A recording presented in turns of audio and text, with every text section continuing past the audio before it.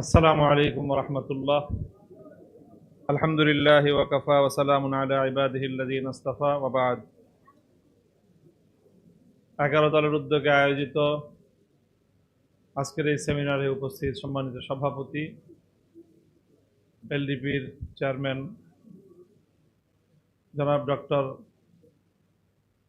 Colonel অলি আহমদ বীর বিক্রম, উপস্থিত আজকের প্রধান অতিথি মাননীয় বিরোধী দলীয় নেতা 11 দলের প্রধান নেতা বাংলাদেশ জামায়াত ইসলামীর সম্মানিত আমির জনাব ডক্টর শফিকুর রহমান, উপস্থিত অন্যান্য নেতৃবৃন্দ, সম্মানিত সুধীবৃন্দ, খুব সংক্ষিপ্ত কয়েকটি কথা বলি। আমরা ছোটকালে খেলাধুলা করতাম বিভিন্ন ধরনের। তো খেলাধুলার মধ্যে বাচ্চাদের মধ্যে একটা সাইজ থাকে যারা বেশি ছোট, যাদেরকে খেলায় নেওয়া যায় না। ফুটবল খেলতে তো একটা বয়স লাগে, অন্তত 7-8 বছর।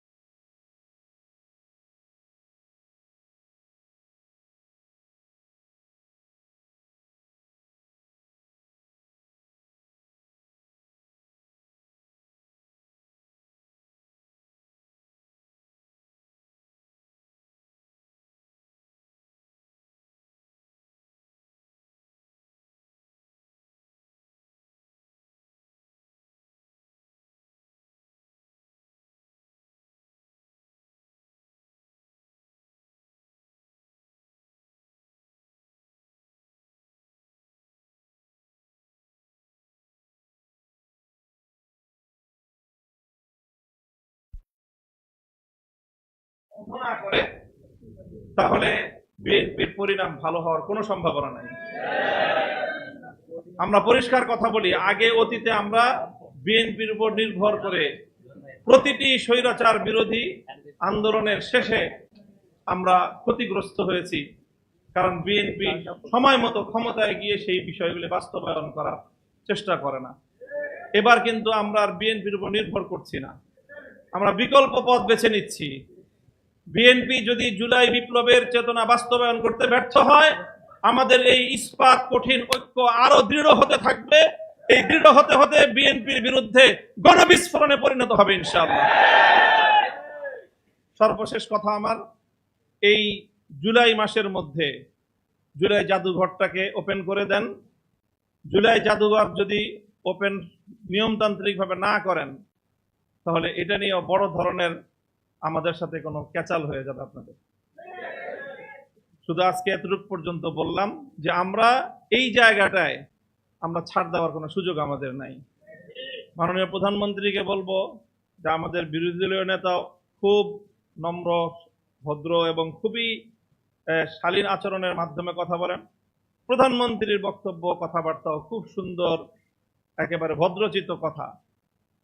কিন্তু ভদ্রচিত কথা দিয়ে আপনি শুধুমাত্র আমাদের যে আকাঙ্ক্ষা, অভিপ্রায়, সেটা পূরণ হবে না। ফ্যাসিবাদী প্রধানমন্ত্রী শেখ হাসিনা গণতন্ত্রের একটা নতুন ডেফিনিশন সামনে এনেছিল, উন্নয়নের গণতন্ত্র। দেশের মতামতের মানুষের লাগবে না, পদ্মা সেতু করে দিছি, দক্ষিণবঙ্গের গণতন্ত্র শেষ। আর কি দরকার? পদ্মা সেতু হয়েছে তোমাদের, তারপরে মেট্রো রেল হয়েছে, ঢাকাবাসীর গণতন্ত্রের আর কি দরকার? মেট্রো রেল দিয়ে তোমরা চলাচল করবে, এটাই তোমাদের গণতন্ত্র। এখন আমাদের নতুন প্রধানমন্ত্রী, বাংলাদেশের গণতন্ত্র মানে তোমাদেরকে আমরা ফ্যামিলি কার্ড দিছি, আবার কি গণতন্ত্র? ঘরে ঘরে গণতন্ত্র বলছে। আর হলো কৃষি কার্ড দিয়ে দিছি, এখন ক্ষেত খামারে সব জায়গায় গণতন্ত্র। এই ফ্যামিলি কার্ডের গণতন্ত্র আর কৃষি কার্ডের গণতন্ত্র দিয়ে যদি আমাদেরকে আবার সেই ফ্যাসিবাদী শেখ হাসিনার উন্নয়নের গণতন্ত্র বুঝাইতে চান, তাহলে আমাদের আচরণ কিন্তু ফ্যাসিবাদী শেখ হাসিনার চেয়ে আপনার সাথে ভিন্ন কিছু হওয়ার সুযোগ নেই। শেষ কথা হলো এই যে জুলাই সময়ের টাইম ফ্রেমকে অতিক্রম করে গেছে। নামের শুরুতেই যেমন কারবালার ইতিহাস সময়কে অতিক্রম করে গিয়েছে, জুলাই বিপ্লব তার সূচনাতেই জুলাইকে অতিক্রম করে আগস্টের 5 তারিখ পর্যন্ত, 36শে জুলাই পর্যন্ত প্রলম্বিত হয়েছে। যেই বিপ্লব তার জন্মের সময় সময়ের বাধ্যবাধকতাকে, সময়ের টাইম ফ্রেমকে, সময়ের সীমাবদ্ধতাকে অতিক্রম করতে পারে, বিএনপি কেন? বিএনপি, আওয়ামী লীগ এবং ভারত মিলে এই জুলাই বিপ্লবকে আটকে রাখতে পারবে না ইনশাআল্লাহ। আসসালামু আলাইকুম ওয়া রাহমাতুল্লাহ।